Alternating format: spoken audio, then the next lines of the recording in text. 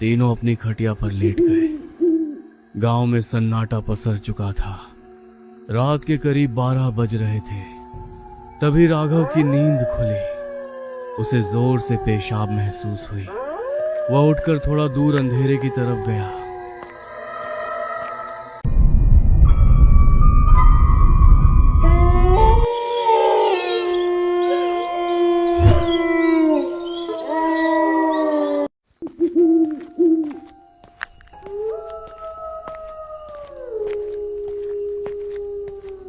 अरे भाई, इधर से तो खेत का काम करके जाते जाते बिल्कुल पसीना पसीना हो जाता है। इतनी भयंकर गर्मी है कि क्या बताएं। मन करता है बस घर पहुंचूं और खा पी के सो जाऊं। लेकिन भाई, घर में घुसते ही ऐसा लगता है जैसे किसी भट्टी में घुस गए हों। पसीने में तरबतर हो जाते हैं, नींद भी नहीं आती। अरे ये तो बात तुमने बिल्कुल सही कही हरी भाई। खेत में तो सूरज परेशान करता ही है। घर जाकर भी चैन नहीं मिलता। हम इतने गरीब हैं कि एक पंखा खरीदने का पैसा भी नहीं है हमारे पास। क्या गरीबी है भाई। अरे भाई, क्यों ना हम आज घर के अंदर न सोकर घर के बाहर सोएं। बाहर तो कम से कम ठंडी हवा चलती है, न पसीना होगा न घुटन। आराम से खटिया बिछाएंगे और मज़े की नींद लेंगे। क्या कहते हो? लेकिन भाई, गांव के बड़े बुजुर्ग तो यही कहते हैं कि रात को बाहर सोना खतरे से खाली नहीं।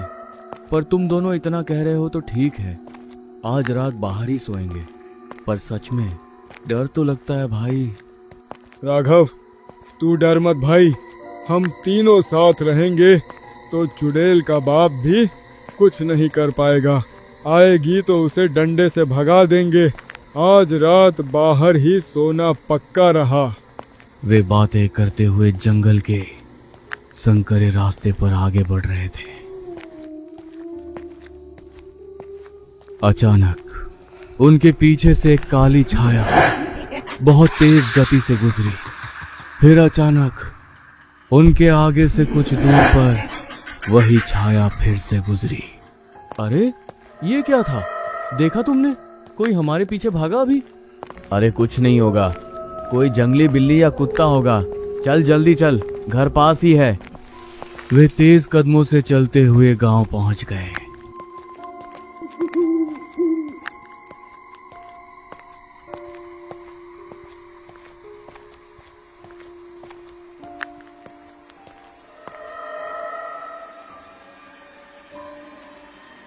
राघव और गोपाल अपनी अपनी खटिया लेकर पहुंच गए और हरी की खटिया के पास ही बिछा दी। अरे भाई, इस समय तो बाहर भी हवा कम ही है, लेकिन घर से तो अच्छा ही है। घर में तो सांस लेना मुश्किल था। हाँ भाई, बाहर कम से कम आसमान तो दिख रहा है। ठंडी हवा चलेगी तो सुकून से सोएंगे। पर भाई, अगर सच में कोई जानवर आ गया तो? अरे भाई, ये गांव है, कोई गहरा जंगल नहीं कि शेर आ जाएगा। तुम लोग बस डरावनी बातें सोचते हो। आराम से सो जाओ।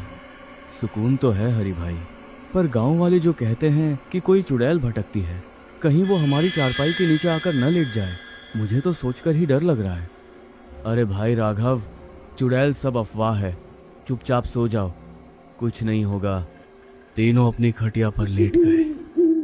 गांव में सन्नाटा पसर चुका था। रात के करीब 12 बज रहे थे। तभी राघव की नींद खुली। उसे जोर से पेशाब महसूस हुई। वह उठकर थोड़ा दूर अंधेरे की तरफ गया। जब वो पेशाब कर ही रहा था, तभी उसके पीछे से कोई साया बिजली की तेजी से भागा। कौन है मेरे पीछे? हरी भाई, तुम हो क्या? उसने पीछे मुड़कर देखा। उसके सामने एक भयानक डरावनी चुड़ैल खड़ी थी। तू कौन है? यहाँ क्या कर रही है? भाग जा यहाँ से। राघव, तुझे बाहर सोने का बहुत शौक है ना? घर में गर्मी लगती है तो सो जा। कल भी बाहर ही सोना। बाहर सोने में तुम्हें बहुत मजा आएगा। वो वहां से अपनी जान बचाकर बेतहाशा भागा। वो इतना डर गया था कि उसने गोपाल और हरी को जगाया भी नहीं। हरी के घर के अंदर घुस गया वह खिड़की से बाहर झांकने लगा। तभी उसने देखा कि वह चुड़ैल राघव की खाली खटिया पर, जो कि बीच में थी, आराम से लेट गई। अरे, मैं तो भाग आया, लेकिन ये चुड़ैल तो मेरी खटिया पर ही लेट गई। हरि और गोपाल, जो अगल बगल की खटिया पर सो रहे थे, उन्हें जरा भी इल्म नहीं था कि मौत उनके ठीक बीच में आकर लेट गई है अचानक, और राघव की ही आवाज में बोलने लगी। अरे हरि, ओ हरि भाई, गोपाल, जल्दी उठो यार, देखो इधर कोई आया है, उठो जल्दी। अरे यार राघव, सोने देना भाई, अभी तो आंख लगी थी, तू रात भर सोने नहीं देगा क्या? तुझे बोला था ना कि ये सब वहम है, चुपचाप सो जा भाई। अरे भाई, मैं सच बोल रहा हूँ, एक बार आंख खोलकर तो देखो, मैं कहाँ हूँ और मेरे साथ कौन है, उठो जल्दी। गोपाल ने झल्लाकर अपनी आंखें खोली। उसने सोचा कि वह राघव को डांटेगा, लेकिन जैसे ही उसकी नजर बीच वाली खटिया पर पड़ी, उसकी चीख गले में ही फंस गई। हाँ, हरी भाई, उठो, जल्दी देखो, बीच में कौन है? हरि की नजर जैसे ही उस डरावनी आकृति पर पड़ी, उसके रोंगटे खड़े हो गए। हरि और गोपाल ने एक दूसरे की तरफ देखा और बिना एक पल गंवाए खटिया से कूदे और सीधे हरि के घर के दरवाजे की तरफ भागे। राघव, तू अंदर कब आया और हमें बताया क्यों नहीं? हम तो मर जाते बाहर। भाई, मैं क्या बताऊं, मैं जब पेशाब करने गया तो उसने मुझे पकड़ लिया था। मैं इतना डर गया था कि मेरी सिट्टी पिट्टी गुम हो गई। मैं जान बचाकर भागा और तुम दोनों को आवाज देने की हिम्मत ही नहीं हुई। मुझे माफ कर दो भाइयों, पर मैं सच में बहुत डर गया था। अरे भाई, तू तो भाग आया, पर हम दोनों तो मौत के बगल में सो रहे थे।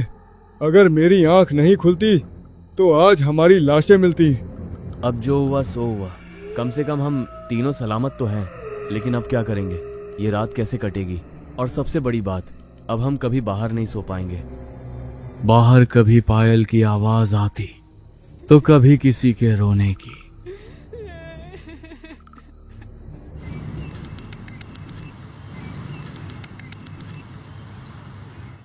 भाई, अब तो हद हो गई।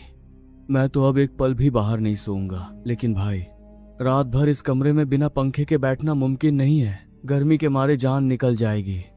सही कह रहे हो राघव, कल रात जो हुआ उसके बाद बाहर जाने की हिम्मत तो किसी की नहीं होगी। लेकिन अंदर सोएंगे कैसे? पसीने से पूरा बिस्तर गीला हो जाएगा और बीमारी पकड़ लेगी। मुझे एक रास्ता सूझ रहा है। देखो, हम तीनों गरीब हैं, अकेले कोई पंखा नहीं खरीद सकता। लेकिन अगर हम तीनों अपने बचे कुचे पैसे मिला दें तो एक सस्ता सा फर्राटा टेबल फैन आ सकता है। हम तीनों मेरे इसी कमरे में वो पंखा लगाकर सोएंगे, गर्मी भी नहीं लगेगी और हम सुरक्षित भी रहेंगे। वे तीनों तुरंत घर से निकले और दूसरे गांव की ओर पैदल ही चल पड़े। सूरज सिर पर चढ़ाया था और गर्मी का कहर फिर से शुरू हो गया था। वे लंबे रास्ते पर चलते चलते बातें कर रहे थे। भाई, धूप तो देखो, ऐसा लग रहा है जैसे सिर पर किसी ने अंगारे रख दिए हों। चलते चलते पैर जल रहे हैं। बस थोड़ा और भाई, एक बार पंखा आ गया ना तो रात की नींद सुकून की होगी। सोचो, ठंडी हवा आएगी और हम मजे से सोएंगे, न चुड़ैल का डर, न गर्मी की चिंता। वे तीनों तपती सड़क पर चलते रहे। काफी घंटों की मशक्कत के बाद शाम के करीब 4:30 बज गए जब वे दूसरे गांव की बिजली की दुकान पर पहुंचे। अरे भाई साहब, कोई सस्ता सा फर्राटा पंखा दिखाओ। हम गरीब लोग हैं, बस काम चल जाए और हवा अच्छी दे। ये लो भाई, ये वाला नया मॉडल है, 600 में दे दूंगा। बहुत मजबूत है और हवा भी तेज देता है। अरे भाई साहब, 550 ले लो। हम बहुत दूर से पैदल चलकर आए हैं, बड़ी मुश्किल से पैसे जोड़े हैं। चलो ठीक है, तुम लोग गरीब दिखते हो, ले जाओ 550 में। ये लो पंखा। हरि ने पैसे दिए गोपाल ने खुश होकर वह पंखा अपने सिर पर रख लिया। पंखा काफी भारी था।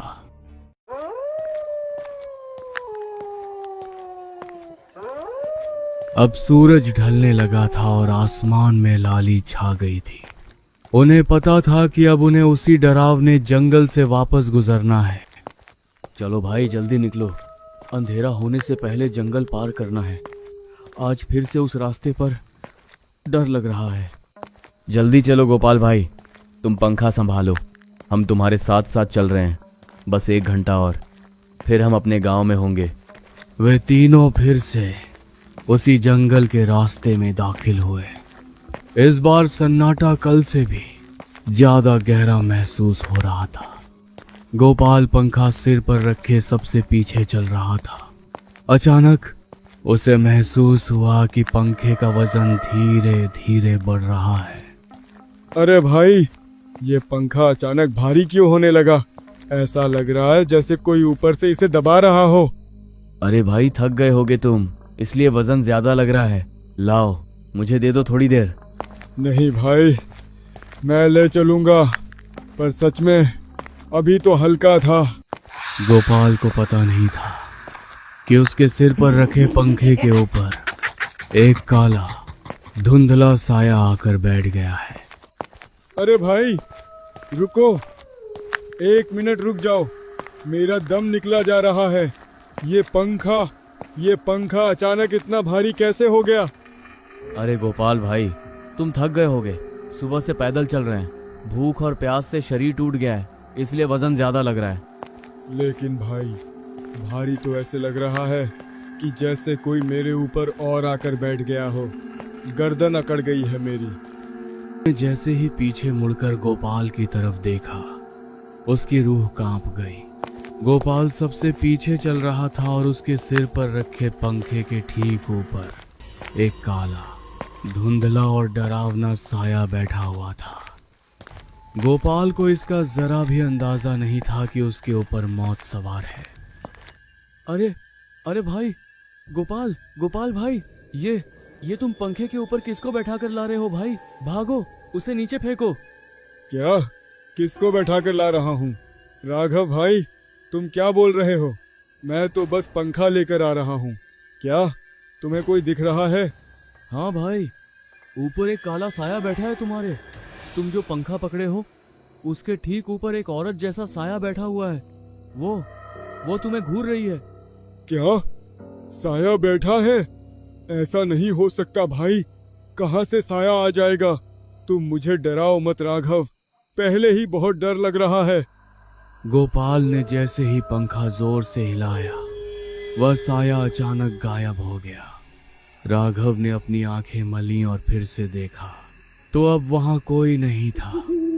उसे लगा शायद उसकी आंखों का धोखा है, लेकिन जैसे ही वे तीनों फिर से आगे बढ़ने लगे, वही साया अब उनके ठीक सामने रास्ते के बीचों बीच खड़ा था। वह वही चुड़ैल थी जिसकी आंखें अंधेरे में लाल बल्ब की तरह चमक रही थी। तुम तीनों इतनी रात में कहाँ जा रहे हो? अभी गर्मी का मौसम चल रहा है ना, बहुत पसीना आ रहा है तुम सबको। लो, ये पंखा मुझे दे दो, मुझे भी बहुत गर्मी लगती है। तू फिर आ गई, हमें जाने दे। हमने तेरा क्या बिगाड़ा है? हम बस अपने घर जाना चाहते हैं। घर तो तुम तब जाओगे जब मैं चाहूंगी। मुझे ये पंखा बहुत पसंद आया है, इसे यहाँ जंगल में लगाओ, मैं यहाँ ठंडी हवा खाऊंगी। तुम तीनों यहीं रुक जाओ मेरे साथ। चुड़ैल की हंसी सुनकर तीनों के हाथ पांव फूल गए। वह उन्हें जंगल के अंदर ही गोल गोल घुमाने लगी। वे एक ही रास्ते पर बार बार आ रहे थे। ऐसा लग रहा था जैसे जंगल का रास्ता खत्म ही नहीं हो रहा। भाई, ये क्या हो रहा है? हम भटक गए हैं हरी भाई, ये चुड़ैल हमें कहीं जाने नहीं देगी। भाई, मेरा पैर भारी होता जा रहा है। मुझे ऐसा लग रहा है जैसे जमीन मुझे खींच रही है। मैं और तेज नहीं भाग सकता। वे भागते भागते एक ऐसी जगह पहुंचे जहां झाड़ियां बहुत घनी थीं। अरे भाई, मेरा पैर फंस गया, हरी भाई, राघव भाई, रुको, मेरा पैर हिल नहीं रहा है। हरि और राघव डर के मारे इतने अंधे हो चुके थे कि उन्हें एहसास ही नहीं हुआ कि गोपाल पीछे छूट गया है। वह अपने दोस्तों को पुकारता रहा। अरे भाई, बचाओ मुझे। हरी भाई, राघव भाई, मुझे अकेला मत छोड़ो। लेकिन हरि और राघव बहुत दूर जा चुके थे। वो अकेला उस डरावनी चुड़ैल के सामने खड़ा था। उसकी लाल आंखें गोपाल को ऐसे घूर रही थी जैसे कोई शिकारी अपने शिकार को देखता है। अब ये पंखा मेरा है और तू भी मेरा है। तुझे बहुत गर्मी लगती थी ना, ले, अब तुझे कभी गर्मी नहीं लगेगी। और गोपाल की गर्दन को अपने ठंडे हाथों से दबोच लिया। गोपाल की आवाज उसके गले में ही घुटकर रह गई। दूसरी तरफ हरि और राघव भागते भागते गांव की सीमा में घुस चुके थे। वे सीधे हरि के घर के अंदर घुसे। राघव, जल्दी दरवाजा ठीक से बंद कर, वो साया पीछे ही होगा। लेकिन हरि भाई, गोपाल कहाँ रह गया? वो तो हमारे पीछे ही था ना। क्या गोपाल पीछे नहीं है? अरे, हम तो तीनों एक साथ दौड़ रहे थे, मुझे लगा वो तुम्हारे पीछे आ रहा है। अरे हरि भाई, गोपाल के पंखे के ऊपर जो साया था, लगता है उसी ने उसे पकड़ लिया। हम तो भाग आए, हमें पता ही नहीं चला कि वो पीछे रह गए। हे भगवान, ये क्या हो गया? हमने पीछे मुड़कर एक बार भी नहीं देखा। राघव, गोपाल की जान खतरे में है, हमें वापस जाना चाहिए। पागल हो गए हो क्या हरि भाई? इस अंधेरी रात में उस जंगल में वापस जाना मतलब मौत के मुंह में कूदना है। तुमने देखा नहीं वो चुड़ैल कितनी भयानक थी। अब हम कुछ नहीं कर सकते, सुबह होने का इंतजार करना ही होगा।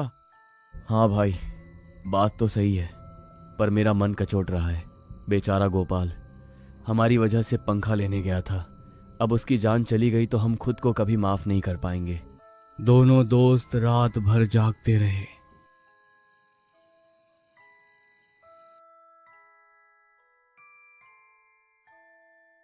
हरि भाई, सुबह हो गई है, बाहर सन्नाटा है, चलो चलकर देखते हैं। हाँ चलो, भगवान करे गोपाल सही सलामत हो। जैसे ही हरि ने दरवाजा खोला, उसकी चीख निकल गई। उसकी आंखें फटी की फटी रह गई। दरवाजे के ठीक सामने गोपाल की लाश पड़ी थी और गर्दन पर गहरे काले निशान थे, जैसे किसी ने उसे बहुत जोर से दबाया हो। सबसे डरावनी बात यह थी कि उसके शव के बिल्कुल बगल में वह नया फर्राटा पंखा रखा हुआ था, वही पंखा जिसे खरीदने के लिए वे कल जंगल गए थे। गोपाल, अरे गोपाल भाई, उठो, ये क्या हो गया? अरे कोई दौड़ो, देखो गोपाल को क्या हो गया। ये तो मर चुका है हरि भाई, देखो चुड़ैल ने इसे मार दिया। और देखो ये पंखा भी यहीं पड़ा है, उसने इसे मार दिया और पंखा हमारे दरवाजे पर छोड़ गई। ये हमारी गलती है राघव, अगर हम रात को पंखा लेने नहीं जाते या फिर पीछे मुड़कर देख लेते तो आज हमारा दोस्त जिंदा होता। हमने पंखा तो पा लिया पर अपने भाई को खो दिया। कहानी का अंत यहीं होता है।